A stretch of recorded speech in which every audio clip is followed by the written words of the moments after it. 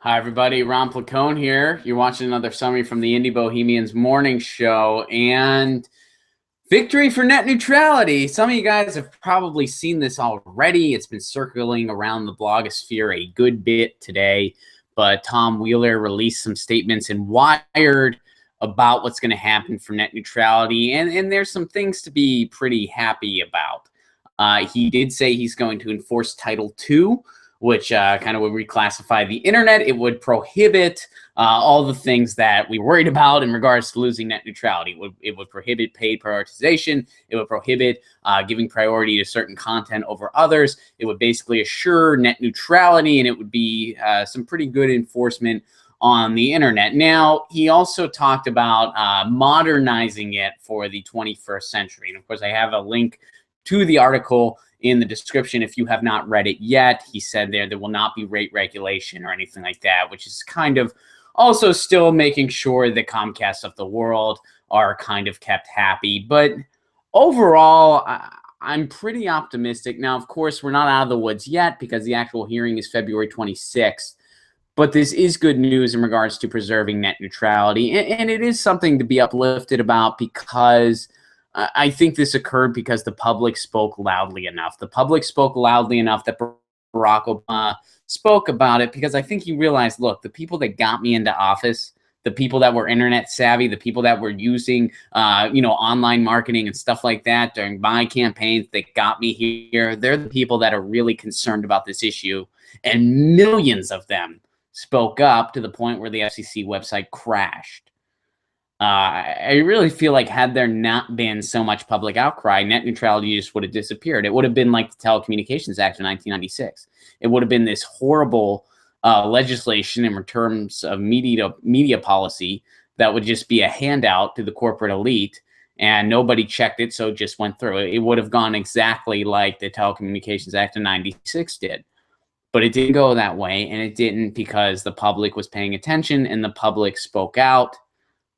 And it looks like we're going to hopefully get some good news. Again, I'm not getting my hopes completely up until February 26th came and gone, and the hearing has happened. But this is good news. It's good that he's going that route, that he's saying that's what they're going to be looking to do. That's what he is going to propose. And this is just a necessary thing. I mean, when you see the way these companies operate, your Comcast and your AT&Ts of the world, the way they have these organized duopolies, the way they don't invest in infrastructure if their profits aren't a certain amount. That's why we're behind. The United States is behind so many other countries in regards to internet speed, in regards to internet accessibility even. It's just because it's just a profit center for these companies that are quite frankly predators in a lot of ways. I mean, how often do you call customer service and want to pull your hair out? There's a reason for that. And other places that have invested in more municipal-based internet, they have faster service that's also more affordable. And if you want to learn more about that, go to Chattanooga, Tennessee, just south of where I live. I live in Nashville, and you'll kind of see that's going on. Seattle is trying to do something similar. And I do think that is going to be the way of the future. But in the short run, we definitely got a victory here in regards to net neutrality. Net neutrality should be preserved. And look, I mean, if you're thinking like, oh, they wouldn't turn the internet into cable television 2.0 if net neutrality was lost, what would they do? I mean, honestly, if these companies weren't looking to profiteer and weren't looking to further price gouge the internet and have paid priority lanes and have paid content priority, why else did they attack net neutrality in the first place? There's a reason for it. There's a reason. And it looks like we kind of held the line in this case. It looks like we're going to get the Title II. Again, keeping my fingers crossed until February 26th, but reading that article, there was a lot of things to be uplifted about, and also to be, a little, what's a good way to phrase this? Kind of a little more like not feeling so desperate at times, because at times it feels like, that your voice means nothing and stuff like that. But I really do believe that in this case, public spoke loud enough that they could not be ignored.